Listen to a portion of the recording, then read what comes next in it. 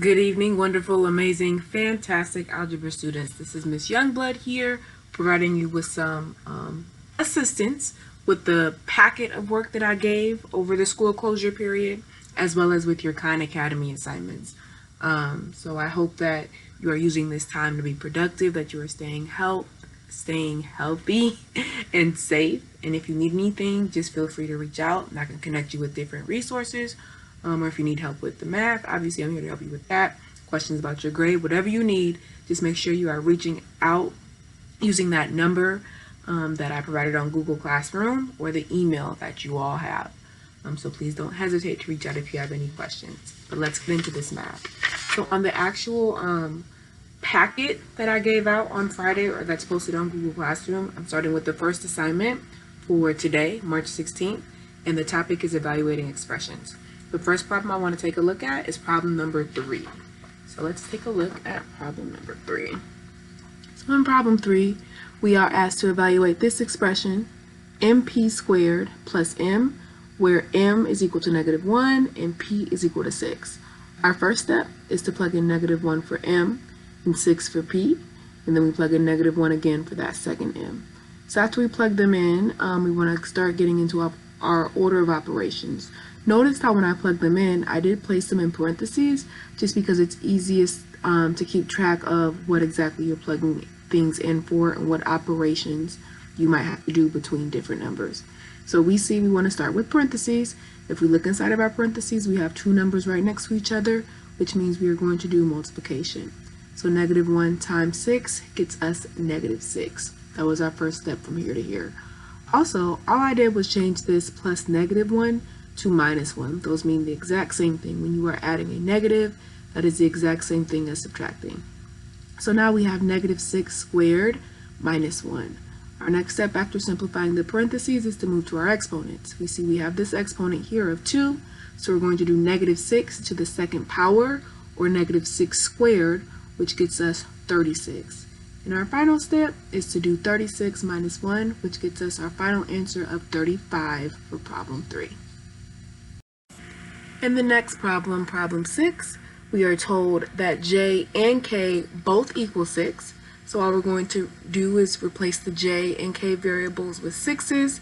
So we end up getting 6 plus 6 minus 6 divided by 6. Our first step to go from the first line to the second line, we see this -1 has appeared. And that actually comes from starting with division. So keep in mind, order of operations, you start with parentheses. We don't have any parentheses that need to be simplified. There are no exponents. So now we're looking at multiplication and division at the same time. Those two operations are on the same level. We just have division. So we just did -6. This is a -6 because of that subtraction sign.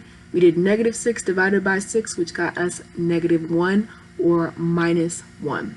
So now on our new line, we have 6 plus 6 minus 1. So from there, because we have just addition and subtraction, we can simplify in whatever order we feel is best, as long as each term maintains its sign. So the way I did it was I did 6 plus 6, which gets us 12. 12 minus 1 gets us 11. Perfectly fine. If you thought of it differently, you could have also done 6 minus 1, which gets you 5.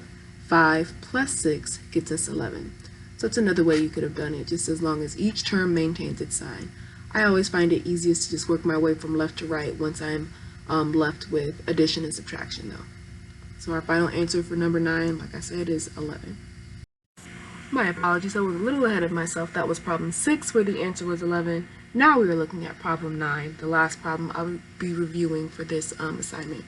So again, we're starting with substitution. We're evaluating these variables with the values that they are equal to.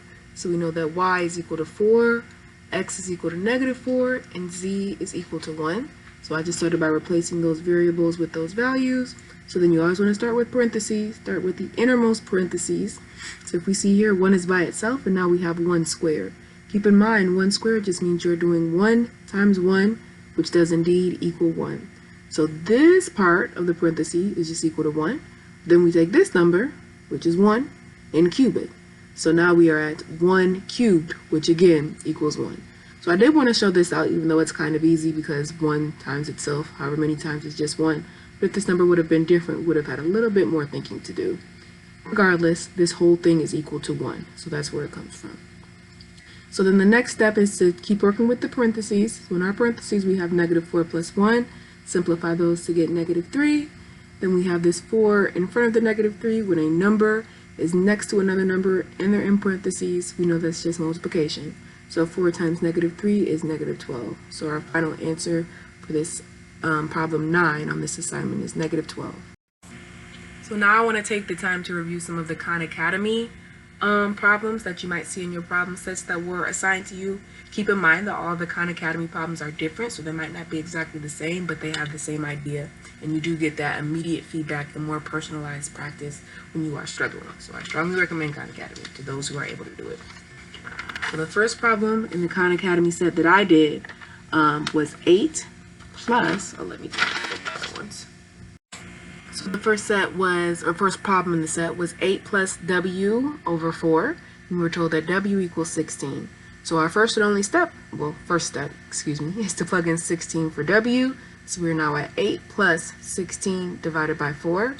Keeping in mind order of operations, we don't have parentheses, we don't have exponents, so we go straight to that multiplication division duo. And we happen to have division in this particular problem. 16 divided by 4 gets us 4. And our last step is to do addition or subtraction again, same level. So we have 8 plus 4, which gets us our final answer of 12. That's the first one. The second one in my set was 9 minus 8 over s, where s is equal to 4. So again, all I did was plug in 4 for s.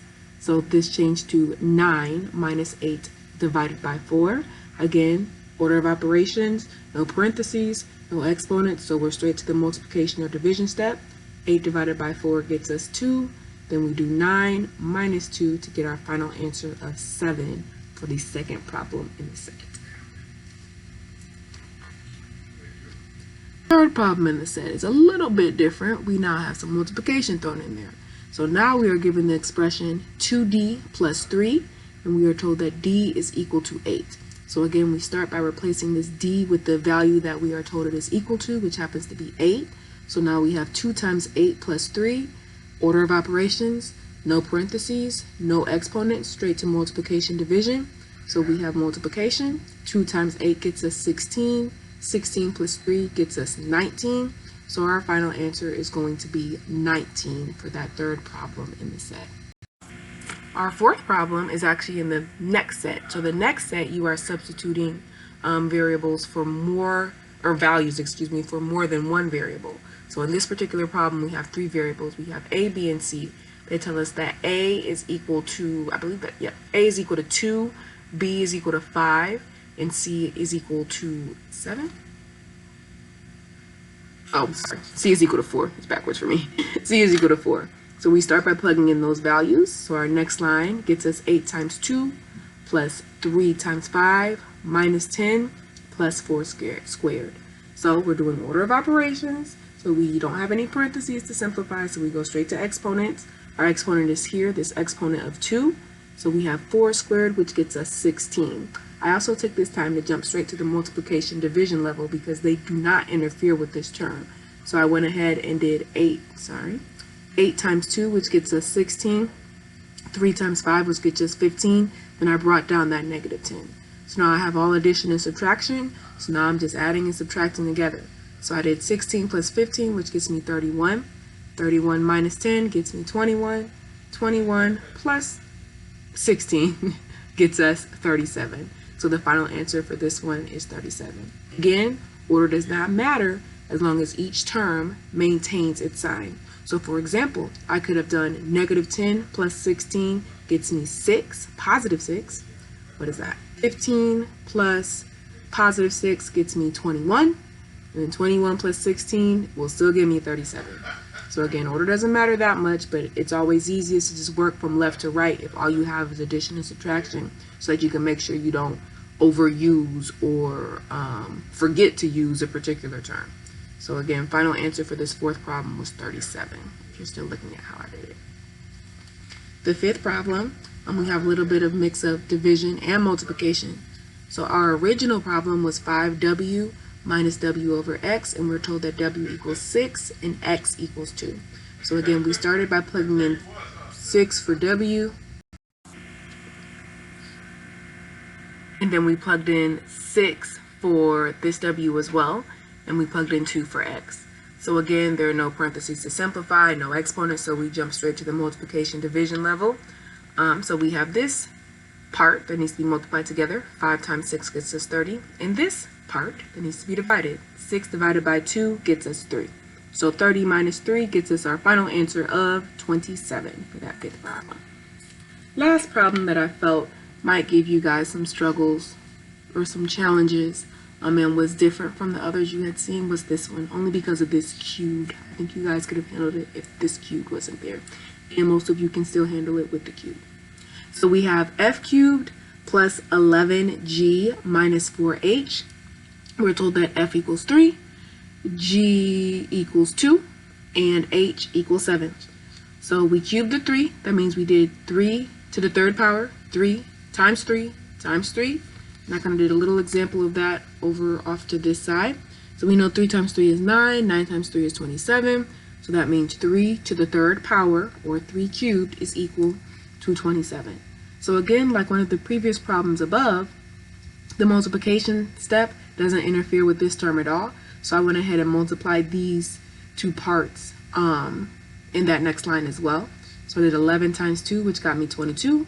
Negative 4 times 7. Again, this is a negative 4 because of that subtraction sign. Negative 4 times 7 got me negative 28, or negative 28, yes, which I just changed to minus 28 just to keep it simple. So then I added 27 plus 22 to get 49, then did 49 minus 28 and got my final answer of 21. Again, order doesn't matter, so let's look at how that could have been different. You could have also done 22 minus 6 to get negative 6, and then 27 minus 6 would have also gotten you 21. But again, left to right is usually the most straightforward way to do that. I hope this video was helpful. If you have any additional questions about your particular problem set, or if you have questions about the other problems on the actual classwork that I posted, feel free to comment those down below or in Google Classroom, or through my email, or through texting me.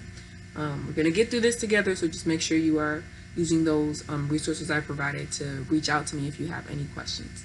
And that is all. I will see you guys soon.